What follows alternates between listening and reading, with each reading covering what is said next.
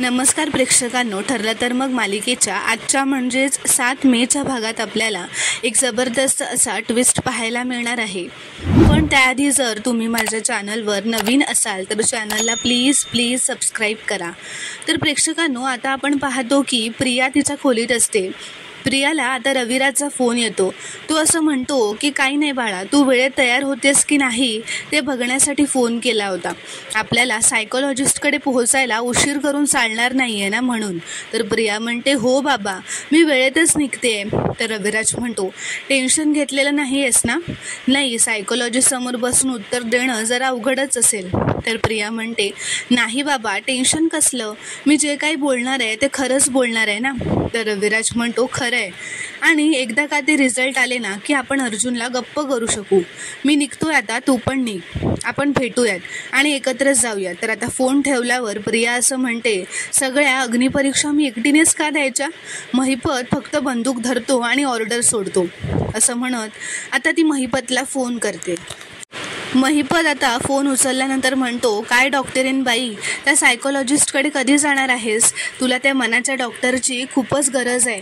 तर प्रिया म्हणते मी तिथे उपचारांसाठी जात नाही आहे, पण त्या सायकोलॉजिस्टला माझ्या मनात काय सुरू आहे हे जवळजवळ कळेल याची मला भीती वाटते।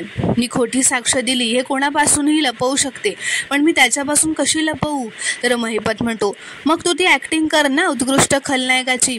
तर प्रिया म्हणते ते तर मी करेनच हो, पण जर माझ्या नाकातोंडात चिखल जायला लागला ना तर मी तुम्हाला पण त्या चिखलात ओढेन।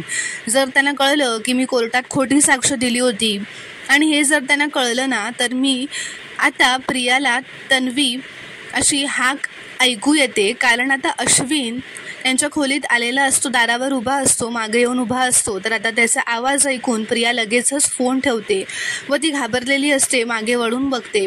तर आता प्रियाला वाटतं अश्विनने सगळं ऐकलंय की काय व तो तिला काही प्रश्न विचारेल, पण अश्विन तिला जवळ येऊन विचारतो की तन्वी, तू माझी ग्रे कलरची फाईल बघितलीस का? मला सापडत नाही आहे। तर आता प्रिया हे ऐकून प्रियाचा जीव भांड्यात पडतो। ती म्हणते नाही रे, मला नाही माहिती। तर आता अश्विनला ती फाईल ड्रॉवरमध्ये सापडते। तो तन्वीला म्हणतो तन्वी, आजच्या चौकशीसाठी तुला ऑल द बेस्ट, जे काही घडलं ते सगळं खरं सांगून टाक। तर तन्वी म्हणते मी का घाबरेन, तसंही मला माहिती आहे अर्जुन हे सगळं मला घाबरवण्यासाठीच करतोय। तर आता अश्विन काळजी घे असं म्हणून तिथून निघून जातो। इथे दुसरीकडे सगळे नाश्ता करायला बसतात, तेवढ्यात तिथे तन्वी येते। कल्पना तिला विचारते तन्वी, तू कुठे बाहेर चालली आहेस का? तर प्रिया म्हणते हो आई, तुझ्या धाकट्या सुनेवरचे आरोप काही थांबतच नाही आहेत। तिला लीगल चौकशीला सामोरं जावं लागणारच आहे, तेव्हा तेही एका सायकोलॉजिस्ट समोर। तर अर्जुन म्हणतो तू एका मर्डरमध्ये आय विटनेस आहेस हे विसरू नकोस तन्वी, आणि ती कोर्टाची ऑर्डर आहे, बाय लॉ तुला फॉलो करावीच लागेल। तू कोणाची मुलगी आहेस, कोणाची सून आहेस याने कोणाला काही फरक पडत नाही। तर आता प्रताप म्हणतो आणि तन्वी, मी तुला आधीच सांगितलंय ही एक लीगल प्रोसिजर आहे आणि त्याचा इतका मोठा इश्यू करू नकोस, शांतपणे तिथे जा, सगळ्या प्रश्नांची खरी उत्तरं दे आणि घरी ये, इतकं सोपं आहे ते। तर कल्पना म्हणते नाही, पण तन्वीने सायकोलॉजिस्टला उत्तर का द्यायची? तर प्रताप म्हणतो कल्पना, आपल्याला कायदा कळतो का? नाही ना, मग ज्यांना कळतो ना त्यांना ते काम करू देता। तर कल्पना म्हणते काय ना, तुम्ही आता एकाला पाठीशी घालायचं ठरवलंच आहे, तर आता मी काय बोलणार? तर आता अर्जुन कल्पनाला काही बोलायला जातच असतो, तेवढ्यात सायली त्याला थांबवते व म्हणते तुम्ही पण नाश्ता करणार का? तर अर्जुन म्हणतो नको, निघूयात आपण, आपल्याला सायकोलॉजिस्टच्या आधी तिथे पोहोचायला हवं। तन्वी, आपण आज एकाच ठिकाणी चाललोय, तुला लिफ्ट देऊ का मी? प्रिया म्हणते तूच म्हणालास ना केस आणि घर वेगळं ठेवायचं, मग माझं मी येईन। तर अर्जुन म्हणतो your wish, but be on time, उशीर करू नकोस, नाहीतर तुझ्या विरोधात अरेस्ट वॉरंटसुद्धा निघू शकतं। हे ऐकून आता प्रिया घाबरूनच जाते। अर्जुन म्हणतो चला मिसेस सायली। तर आता सायली कल्पनाला म्हणते आई, मी सगळा स्वयंपाक केला आहे, वेळेत जेवून घ्या, आणि बाबा तुम्हीही जेवणाचा डबा आठवणीने घेऊन जा, असं म्हणून ती निघून जाते। तर आता कल्पना प्रियाला म्हणते तन्वी, हे काय चौकशीला बोलवलंय ना ते मला अजिबात आवडलेलं नाही आहे, पण ठीक आहे, जी काही उत्तरं आहेत ना ती न घाबरता तू दे। तर प्रताप म्हणतो ती जर खरं बोलत असेल तर तिला घाबरण्याचं काहीच कारण नाही आहे, कर नाही त्याला डर कशाला, हो ना तन्वी? तर तर प्रिया आता घाबरतच म्हणते, हो बाबा, मी शांतपणेच उत्तरं देणार आहे, येते मी, असं म्हणून ती निघून जाते. आता कल्पनाही प्रतापवर चिडतच बघते, तिथून निघून जाते.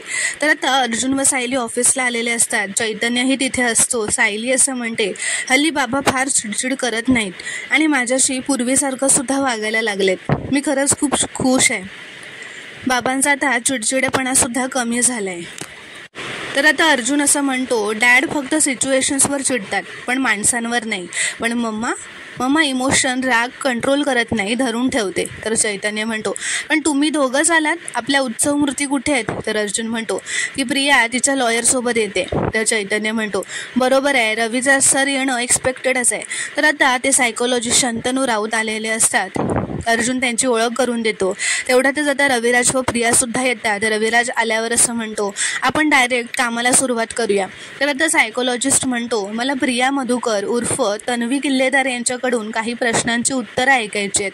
तर प्रिया म्हणते, तुम्ही हवं ते विचारा, मी अजिबात घाबरत नाही. तर अर्जुन म्हणतो, कॉन्फिडन्स आवडला मला. तर तन्वी म्हणते, हा कॉन्फिडन्स खरं बोलण्यातून येतो अर्जुन. माझं स्टेटमेंट मी पहिल्या दिवसापासून तेच ठेवलंय. तू कितीही सायकोलॉजिस्टकडे घेऊन गेलास ना तरी माझं स्टेटमेंट बदलणार नाही आहे. तर रविराज म्हणतो, तन्वी फक्त विचारल्या गेलेल्या प्रश्नांचीच उत्तरं दे. तर अर्जुन म्हणतो, पण तू आज खोटं बोलशील असं मी म्हणालोच नाही. मग तुझ्या डोक्यात हा थॉट आला कसा? तर रविराज म्हणतो, अर्जुन आपण कामाला सुरुवात करूया का? तर आता अर्जुन म्हणतो, लगेच करूयात. सो मिस तन्वी, खुनाच्या रात्री तू काय काय बघितलं होतंस ते पुन्हा एकदा सांगशील? तर प्रिया म्हणते, हो सांगते ना. माझ्या पोटात दुखत होतं म्हणून मी घरी आले व सगळं सरळ माझ्या खोलीत गेले. मग थोड्या वेळाने मला भांडणाचा आवाज आला म्हणून मी बाहेर आले. येऊन बघितलं तर विलास काका आणि मधुभाऊ भांडत होते. तर अर्जुन म्हणतो, एक मिनिट, तेव्हा मधुभाऊंची पाठ होती तुझ्याकडे की चेहरा दिसत होता की फक्त प्रोफाईल दिसत होता? तर प्रिया म्हणते, मी कन्फ्यूज व्हावं म्हणून असं प्रश्न विचारतोयस ना? पण अर्जुन, आता हे सगळं जुनं झालं रे, त्याचा काहीही उपयोग होणार नाही आहे. पुढे सांगू? तर अर्जुन म्हणतो, सांग ना प्लीज. पण सांगता ना चक्कर येऊन पडू नकोस. नाही काय आहे ना, ऑफिसच्या बाहेर ॲम्ब्युलन्स पण नाही आहे असं म्हणून तो आता तिची मस्करी उडवतो. चैतन्यही त्याच्यावर हसत असतो. रविराज म्हणतो, नो पर्सनल कॉमेंट्स प्लीज. तर तो सायकोलॉजिस्ट म्हणतो, डोंट वरी सुभेदार, डोंट वरी किल्लेदार, इथे कोणताही प्रश्न विचारले तरी माझं ॲनालिसिस हे न्यूट्रलच असणार आहे, त्यामुळे तुम्ही बोला. तर प्रिया म्हणते, हो. मग विलास काका मधुभाऊंवर ओरडत होते की मला माझे पैसे परत द्या. मग त्यांच्यात हातापाई सुरू झाली आणि मधुभाऊंनी जोरात विलास काकांना खिडकीकडे ढकललं. तर अर्जुन म्हणतो, एक मिनिट, तू लास्ट वेळी स्टेटमेंटमध्ये म्हणाली होतीस की मधुभाऊंची ताकद कमी पडत होती म्हणून त्यांनी पिस्तूल काढली. तर प्रिया घाबरतच म्हणते, या खुनाला 2 वर्ष होऊन गेलेत, तपशिलात थोडाफार तर फरक होणारच ना? तर आता अर्जुन म्हणतो, अजिबात नाही, कारण ज्या गोष्टी आपण स्वतः बघतो, स्वतःच्या डोळ्यांनी बघतो, त्या कितीही वर्षांनी आपल्याला लक्षात राहतात. पण ज्या स्टोरीज आपण क्रिएट करतो त्या आठवायला जरा प्रॉब्लेम होतो. रविराज म्हणतो, तू माझ्या क्लायंटवर थेट आरोप करतोयस अर्जुन. तर अर्जुन म्हणतो, अजिबात नाही, प्लीज कंटिन्यू. तर प्रिया म्हणते, मग मधुभाऊंनी त्यांच्या पॅन्टच्या खिशातून बंदूक काढली आणि विलासच्या डोक्यावर धरली. तर अर्जुन विचारतो, हे तू कुठून बघितलंस? तर प्रिया म्हणते, आधी मी दारा आडूनच बघितलं, मग भांडण वाढलं तेव्हा मी टेबलच्या मागे लपून बसले होते. तर अर्जुन म्हणतो, मिस तन्वी, आश्रमात जेव्हा आपण रिक्रिएशन केलं होतं तेव्हा पण हे स्टेटमेंट आहे तुमचं की तू जिथून बघत होतीस तिथून मधुभाऊंनी बंदूक कुठून काढली हे तुला दिसत नव्हतं.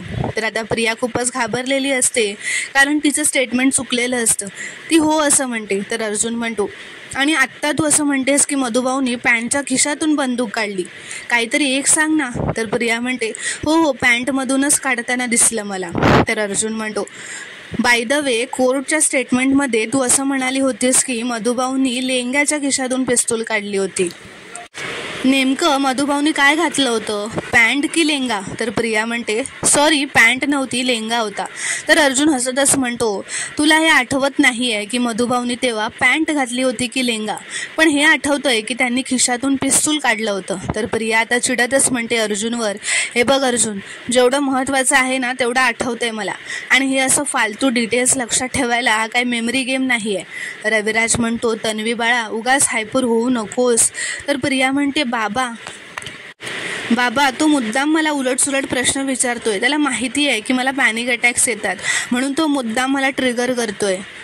मुद्दाम करतोय हे सगळं. तर रविराज म्हणतो, अगं उलटसुलट प्रश्न विचारणं काम आहे त्याचं. तर प्रिया आता त्या सायकोलॉजिस्टकडे बघते व त्याला म्हणते, माझ्यावर असं प्रेशर टाकलं तर इथे चौकशीत उत्तरं देताना काही गडबड झाली तर होऊ शकतं ना असं. तर अर्जुन म्हणतो, तन्वी ते सायकोलॉजिस्ट आहेत, जज नाही, त्यांना कन्व्हिन्स करू नकोस.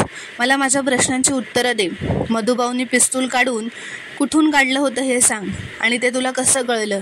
तर प्रिया म्हणते, मी अंदाज लावला. नाही, आणि अजून कुठून काढणार ना, त्यांच्या हातात काही पिशवी वगैरे तर नव्हती, याचा अर्थ त्यांनी त्यांच्या खिशातूनच काढलं असेल. तर अर्जुन म्हणतो, अंदाज, ओके, पुढे. तर प्रिया म्हणते, मधुभाऊने विलास काकाला दूर ढकललं आणि थंडपणे नजरेला नजर देत गोळी घातली. तर प्रेक्षकांनो, आता हे ऐकून सगळे प्रियाकडे बघतच असतात. आता पुढील भागात आपण पाहणार आहोत की अर्जुन प्रियाला असं म्हणतो, आता माझ्या प्रश्नांची उत्तरं दे. तो तिला खूपच पटापट एकावर एक प्रश्न विचारू लागतो व म्हणतो, मधुभाऊंनी धक्का दिला होता की त्यांची ताकद कमी पडली होती. मधुभाऊ विलासवर भारी पडले होते की विलास मधुभाऊंवर भारी पडला होता. मधुभाऊंनी खुर्चीवर बसून विलासला गोळी घातली होती की उभ्या उभ्या गोळी घातली होती. मागच्या स्टेटमेंटमध्ये तू काय म्हणाली होतीस हे नीट आठव आणि आत्ताच्या आत्ता सगळ्या प्रश्नांची उत्तरं दे, असं म्हणून तो आता प्रियाला खूपच हायपर करतो. आता अर्जुनचे हे प्रश्न ऐकून प्रिया पूर्णपणे भांबावून जाते, गोंधळून जाते. तिला खूप रागही येत असतो व तिला काही सुचतही नसतं. तिला आता त्या प्रश्नांची उत्तरं काय द्यावी हे कळतच नसतं. तिला त्याचे प्रश्न ऐकणं असह्य होतं. ती आता जोरातच बास असं ओरडते व उभी राहते व रागातच असं म्हणते, मी कुठलीही उत्तर द्यायला बांधील नाही आहे. तर अर्जुन म्हणतो, बांधील आहेस. तुझ्या चौकशीचं ऑर्डर हे कोर्टाकडून आलंय, हे विसरू नकोस तन्वी. तर आता प्रेक्षकांनो, पुढील भागात काय घडणारे पाहणं खूपच रोमांचक ठरणार आहे. व्हिडिओ पूर्ण बघितल्याबद्दल धन्यवाद. व्हिडिओ आवडल्यास कॉमेंटमध्ये नक्की कळवा व चॅनलला प्लीज सबस्क्राईब करा.